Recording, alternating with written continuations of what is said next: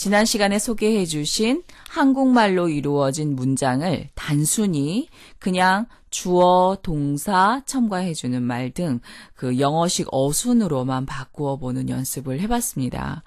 영어 하나 사용하지 않았는데요.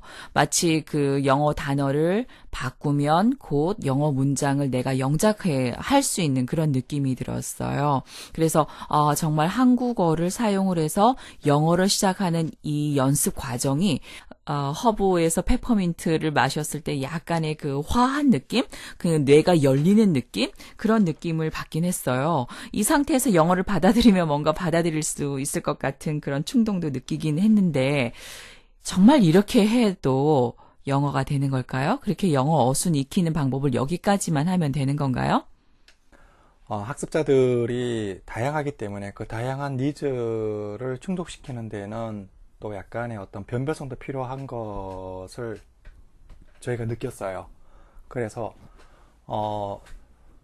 실제로 지금 책에 나와 있는 것은 어떤 일련의 과정을 보여주는 부분이 있는데요. 사실은 그거 가지고 하기에 조금 불편한 부분이 있어요.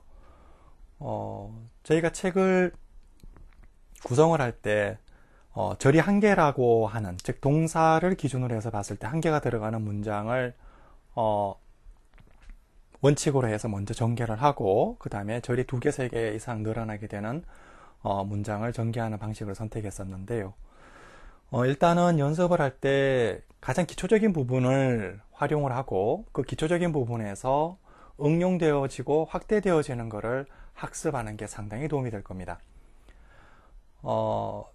영어를 처음 하는 우리가 이제 보통 속된 말로 완기초 영어라고 하는데 완기초 수준의 영어를 하는 사람들이 대부분 하는 것이 단순한 표현을 암기하는 거라고 생각을 해요. 그래서 I like it, I like that, she likes it, she liked that 이런 형태의 앵무새와 같은 반복적인 행위를 하게 되는데요. 이렇게 영어를 사용한다 하더라도 he likes나 she likes라고 하는 표현을 할 때 아주 복잡한 언어적인 상황들이 고려되어져야 되기 때문에 실제로는 그 의미를 새기면서 가기에는 한계나 여러 가지 문제점을 나타내고 있는 것이 사실입니다. 그래서 영어가 더더욱 부담이 되거나 어려웠던 학습자들의 경우에는 제일 먼저 영어를 활용하는 것이 아니라 한국어를 활용해 가지고 지난 시간에 배웠던 그 단순한 형태에서 좀 더 복잡한 형태로 확장되어 가면서 연습하는 것을 살펴볼 필요가 있을 것 같아요. 그래서 오늘 이 시간에는 저희가 그 가장 기본적인 형태와 그 다음에 가장 많이 사용하는 유형을 두 개를 기준으로 해서 학습자들이 연습할 수 있는 유형 30개를 골라봤습니다. 네. 그래서 제일 중요한 거는 이 30가지의 연습을 할 때 그 전에 반드시 지켜야 될 몇 가지 약속이 있어요. 이거를 할 때 무조건 30가지 그냥 유형을 한다라고 생각하지 마시고 30가지를 학습하고 난 후에 이것을 자기 생활 속에서 그 다음에 자기가 연습을 할 때 반드시 이거를 섞어서 자기 마음대로 해야 된다는 거예요. 그럼 30가지 유형이라고 하는 거는 그럼 저희가 만날 수 있는 영어 문장의 유형과 여기 안에 다 들어가는 건가요, 그러면? 아니죠. 그 다 들어간다라는 것 자체는 무리수가 있죠. 왜냐면은, 문장 구조를 가지고 얘기해 본다라면은, 굳이 우리가 얘기한다면 수십만 가지에 이룰 수가 있는데요. 네. 이거는 우리가 가장 단순하고 가장 많이 쓰는 유형을 가지고 그거를 우리가 쉽게 우리 한국 문화에, 우리말에 적용해서 사용해 볼 수 있는 유형이라고 이해할 수 있는 거죠. 그래서 이러한 단순하고 빈도가 높은 구조를 먼저 학습을 하고 그 이후에 빈도수가 조금 적고 난이도가 높은 것들을 점진적으로 여기에다가 적용시키면은 나머지 것도 다 여러분들이 손쉽게 적용해 갈 수 있다는 것을 경험하실 수 있을 겁니다. 그래서 먼저 요걸 들어가기 전에 제가 처음 끝 요거 반드시 강조할 건데요.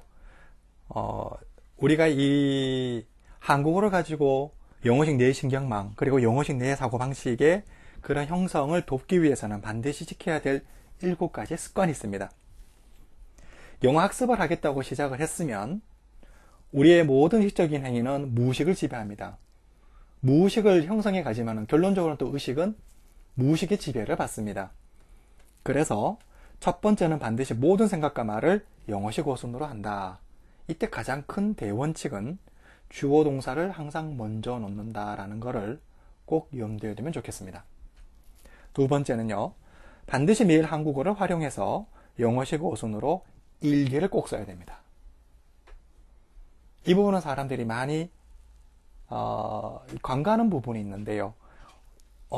매일매일 쌓였을 적에 이 효과는 아주 놀랍습니다. 네, 이거는 이미 임상을 거쳐서도 많이 드러난 부분인데요. 학습자들이 자연스럽게 한국어의 우리말에서 영어로 옮겨가는 그런 현상들이 자연스럽게 나타나게 되고, 또 뒤에 가서 그 방법을 자세하게 알려드리겠습니다만은, 심지어는 한 3, 4개월 정도가 지나서는 영어로 논술을 하게 되는 상황까지 발생되는 것을 경험할 수 있었어요, 저희가요. 네, 일기 쓰는 게 참 중요한데 이게 꾸준함이 너무 많이 필요해가지고 학습자들이 많이 지치긴 하는데 꼭 한번 도전을 해보셔서 그 성과를 모두 맛보시기를 바랍니다. 지난번에 그 논술 만점 받았던 그 친구의 비결이 바로 영어식 일기 쓰는 거였던 것 같은데요. 네. 우리가 의식을 바뀌면 우리가 말이 바뀌고, 말이 바뀌면 행동이 바뀝니다. 그리고 행동이 바뀌면 습관이 바뀌고, 궁극적으로 운명이 바뀌게 되는 거죠. 네. 그러니까 우리가 지금 이렇게 영어식 사고방식을 해야 되겠다라고 하는 의식을 시작하는 것이 가장 첫 번째고, 그 첫 번째로 인해서 말이 바뀌게 되고, 이 말이라는 것이 바뀌었다라고 해서 습관화되어지지 않는 행동으로 옮겨지더라도 이게 습관화되어지지 않으면 운명으로 바꿀 수 없는 거죠. 그래서 의식과 말과 행동과 습관, 그리고 운명, 이런 것들은 서로의 궤적을 하나로 이어져 있는 마치 실타래와 똑같은 원리입니다. 그 중에 어떤 것도 한계가 만약에 제대로 되어 있지 않는다면 마지막에 내가 바꾸고자 하는 나의 영어에 대한 운명을 바꾸기에는 곤란하겠죠. 네네. 습관이 운명을 바꾼다. 맞습니다. 네. 그 다음에 세 번째는 뭐냐면은 매일 하루에 한 편 이상 일기 쓸 때 학습자들이 종종 어려워하는 경우가 뭐냐 하면은요. 쓸거리가 별로 없다. 그래서 이렇게 쓸거리가 없는 경우에는 제가 그 학습자들이 추천하는 방법은 그날 있었던 사건 기록 위주에 쓰는 것도 좋겠지만 자기가 느꼈던 감정 위주의 것도 묘사하는 것도 상당히 좋습니다. 굳이 사건을 만들려고 하지 말고 자기가 뭘 보고 뭘 느꼈다거나 아니면은 어떤 건물을 보고 어떤 나무를 보고 어떤 하늘을 보고 자기가 느꼈던 감정을 그냥 아침부터 저녁까지 묘사하는 것도 좋은 방법일 수 있습니다. 그래서 이런 것들이 좀 이 두 가지 방법도 자기가 선택하기 좀 곤란한 부분이 있으면 집에 조카라든가 아니면은 집에 애기들이 봤던 옛날에 가장 쉬운 동화책을 꺼내가지고 그것을 한글로 되어 있는 것을 영어식 어순으로 적어보는 거예요. 네. 네. 근데 실제로는 이 두 가지 방법 중에서 가장 좋은 거는 자기 감정에 충실한 학습 활동이 가장 좋습니다. 네. 그렇기 때문에 자기가 좋아하는 책을 선택을 한다던가 아니면 자기 일기나 자기 경험적인 부분을 내용을 중심으로 해서 하는 게 좋겠죠. 자, 그 다음에는 네 번째입니다. 보통 우리가 혼자서 가는 경우가 꽤 많아요.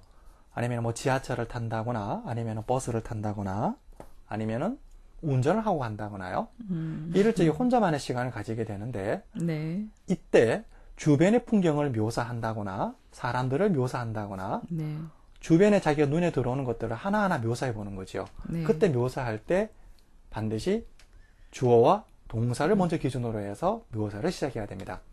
참 물론 여기에 큰 적이 있는 것 같아요. 과속을 한다거나 이런 식의 앞차고의 유지 간격을 못한 상태에서 이런 걸 하면 안 됩니다.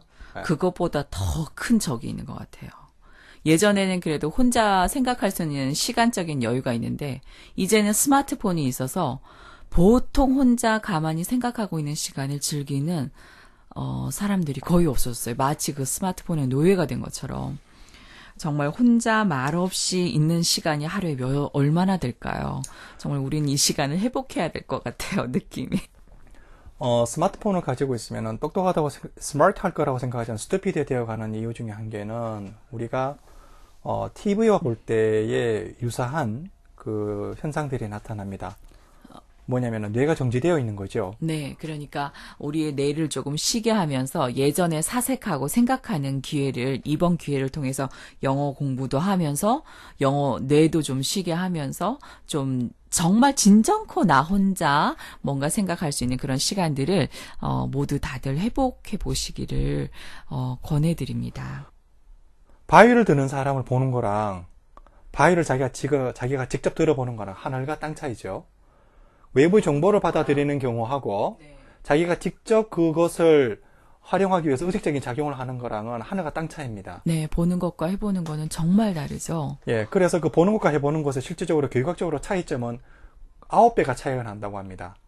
그렇기 때문에 단순하게 읽는다라고 해서 절대 언어는 될 수가 없어요. 네. 언어라고 하는 것은 의식적인 우리 활동의 결과물이기 때문에 그렇죠. 5번째로 가볼게요.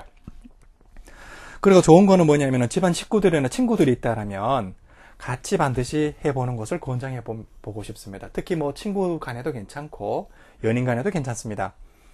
그리고 6번째는 뭐냐면은 구체적인 상황이나 이미지에 대해서 우리말을 영어식 어순으로 묘사해 보는 겁니다. 이거는 뭐냐면은 자기가 옛날에 과거를 떠올린다거나 아니면은 며칠 전에 했었던 즐거웠던 이야기라든가 나쁜 이야기라든가 중요한 거는 자기 감정을 가장 강하게 자극할 수 있는 것들부터 그런 것들을 자기가 하나씩 우리말로 영어식 어순으로 적어보는 거죠.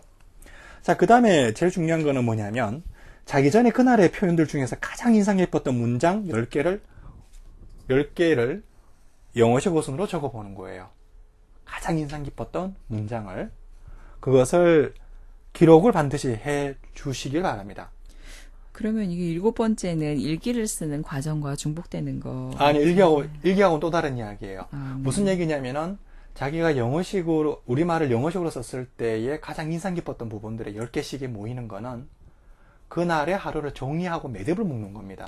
일기하고는 또 다른 거예요. 그럼 일기가 10문장 이상은 돼야 된다는 얘기네요? 아니, 일기하고 상관이 없다고 했습니다. 아, 네네. 일기하고 상관없이 이거를 따로 10개씩을 모아놔야 돼요.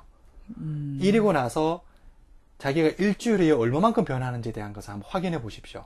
시간이 지나면서 얼마나 많은 변화가 생기는지요. 네. 일반적으로는 3주 정도면은 뇌에서의 기본적인 뇌신경망은 형성이 됩니다. 그리고 그 이전에 학습자가 영어 학습에 대해서 개입되어진 정도에 따라 가지고 그거는 차이가 날 수 있습니다. 네. 영어식 사고방식을 이끌어내는 데 있어서 중요한 7가지 습관을 제시해 주셨는데 한 번만 다시 보게 되면 첫 번째, 영어식 어순으로 말하고 생각한다. 두 번째, 영어식 어순으로 일기를 쓴다. 세 번째, 매일 하루에 한 편씩 우리말로 된 이야기나 기사를 영어식 어순으로 적어본다. 네 번째, 혼자서 말없이 운전을 하거나 밖의 풍경을 보고 있을 때 우리말을 영어식 어순으로 상황을 묘사해본다. 다섯 번째, 친구나 지인이 있다면 함께 해본다. 여섯 번째, 구체적인 상황 또는 이미지에 대한 우리말을 영어식 어순으로 묘사한다. 일곱 번째, 자기 전에 그날의 주요 표현들 10가지를 영어식 어순으로 기록해둔다. 입니다. 실천하셔서 변화되어 가는 모습을 우리 한번 같이 느껴보시지 않으시겠어요?